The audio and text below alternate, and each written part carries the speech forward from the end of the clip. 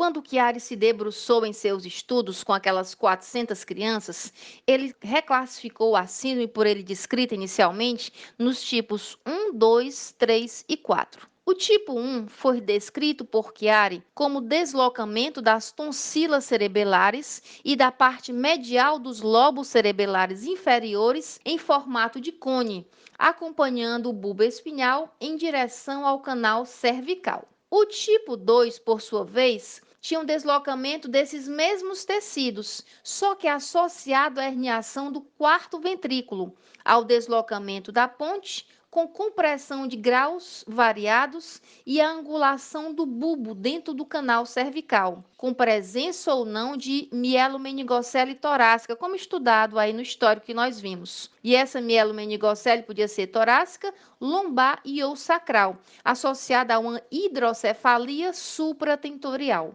O tipo 3 descrevia uma herniação de grande parte do conteúdo da fossa posterior vinculada ao disrafismo occipito-cervical. E o tipo 4 significava, para Chiari, em sua classificação, uma hipoplasia do tecido cerebelar, sem, no entanto, deslocamento das estruturas da fossa posterior em direção ao canal cervical, como nos outros tipos, assim ele o denominava.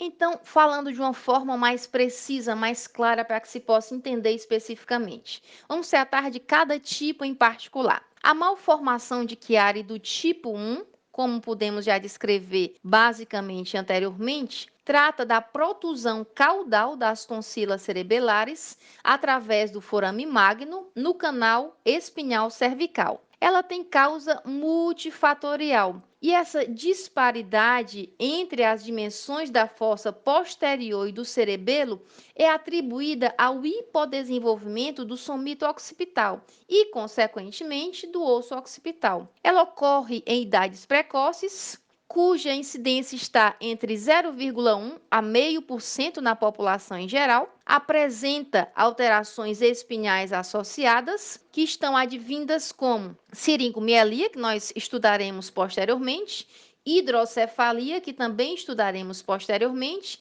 e a hidromielia. Então, siringomielia, hidromielia e hidrocefalia são as alterações espinhais associadas ao Chiari tipo 1. Pode ser sintomático na adolescência ou também na fase adulta. E esses sintomas mais específicos podem ser descritos como de início insidioso. Assim, do nada eles acontecem. Do nada a gente sabe que não é mais para que você entenda melhor. E eles apresentam cefaleia, ataxia, cervicalgia, porque tem o canal cervical associado, vertigem, aquela tonturazinha com mal-estar, alterações visuais, dor occipital precipitada por a tosse ou manobra de Valsalva, que são frequentes mais nos adultos, aquela manobra que há um aumento da pressão intratecal. E essa dor occipital pode ser paroxística, ou seja, se desenvolver em várias circunstâncias, ou pode ser persistente, ou aquela dor mais continuada. Vamos a uma questãozinha a esse respeito para ver se a gente está entendendo direitinho do que se trata. Questão 1. A malformação de Arnold-Chiari, ou hoje mais especificamente só denominada Chiari, envolve o cerebelo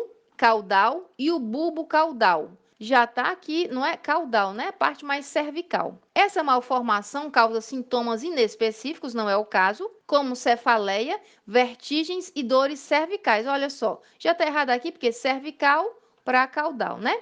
Que podem ser aliviados pela manobra de Valsalva. Não é aliviado. A manobra de Valsalva é aquela que você dá uma olhadinha no nosso vídeo sobre exame neurológico. E aí você vai ver que ela aumenta a pressão intratecal. Então, ela não alivia, ela aumenta a dor. Portanto, neste caso aqui, o item está errado. Outra característica do tipo 1 é a disfunção orofaríngea. Isso até os 2 anos de idade.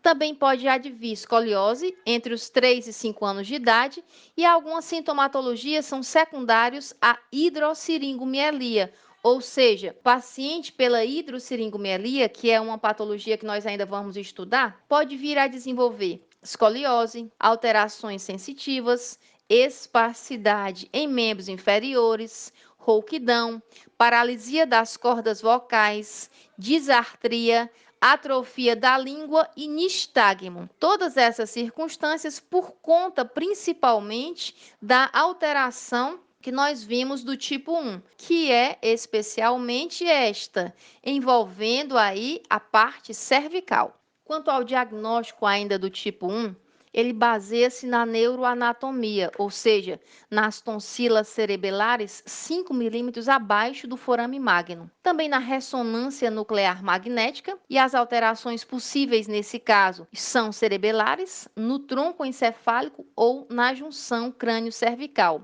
Essas alterações podem vir associadas à hidrossiringomielia. Outros exames diagnósticos interessantes são a tomografia computadorizada, a ultrassonografia pré-natal e o Doppler. No caso do Doppler, observa-se uma perda do fluxo licórico bidirecional através do forame magno. Fora o diagnóstico, existem algumas malformações associadas ao tipo 1. Por exemplo, a platibasia. A platibasia significa a base do crânio achatada. Outra malformação que pode vir associada é a invaginação basilar. Também a assimilação atlantoaxial, a síndrome de Klippel-Field, ou seja, a ausência de alguns corpos vertebrais ou a fusão de vértebras cervicais, e aí traz o pescoço curto, uma diminuição dessa cifose cervical e consequências outras oriundas. Também a deformidade de Sprengel. Neste caso, significa a escápula alta congênita. Ele nasce com a escápula um pouco mais alta do que o padrão, por conta na época da formação, da embriogênese, e traz algumas circunstâncias anatômicas e funcionais em detrimento da escápula mais elevada. O tratamento do tipo 1, em algumas circunstâncias, os pacientes são assintomáticos e sem siringomielia. E aí faz-se o tratamento conservador, ou seja, um acompanhamento clínico e de neuroimagem. Mas se o paciente for assintomático ou oligossintomático, tiver poucos sintomas, com exame neurológico normal, mas já tem uma siringomielia, a conduta a realizar ainda é controversa. A literatura ainda não fala de uma forma mais convincente um padrão executório de conduta a ser realizada. No caso de pacientes sem obstrução do fluxo licórico, a conduta é expectante, ou seja, de acordo com o que o paciente vai apresentando. A outra circunstância é pacientes com obstrução do fluxo licórico sintomáticos ou assintomáticos. Nesse caso, o tratamento é cirúrgico, visa descomprimir a junção crânio-cervical e restaurar o fluxo normal do líquido na região do forame magno para minimizar essa sintomatologia. E o tipo 2? A malformação de Chiari tipo 2 corresponde a um defeito do fechamento do neuroporo caudal, limitando a distensão das vesículas embrionárias e diminuindo, por sua vez, o estímulo mesenquimal necessário para o crescimento e desenvolvimento normal da fossa posterior. Então, aumento de pressão e aí alterações conformacionais anatômicas com as suas repercussões funcionais por consequência. Neste caso, a fossa posterior mal desenvolvida não contém o cerebelo em rápido desenvolvimento, especialmente entre a 12ª e a 20ª semana gestacional. E isso provoca a herniação do verme e amígdalas cerebelares através do forame magno. Isso repercute, ou seja, essa herniação do cerebelo, acompanhada pela medula, pela ponte e pelo quarto ventrículo. Isso permite uma obstrução à circulação do líquido e provoca, por sua vez, a hidrocefalia. Pois bem, isso tudo aqui tem alterações. Por que isso acontece?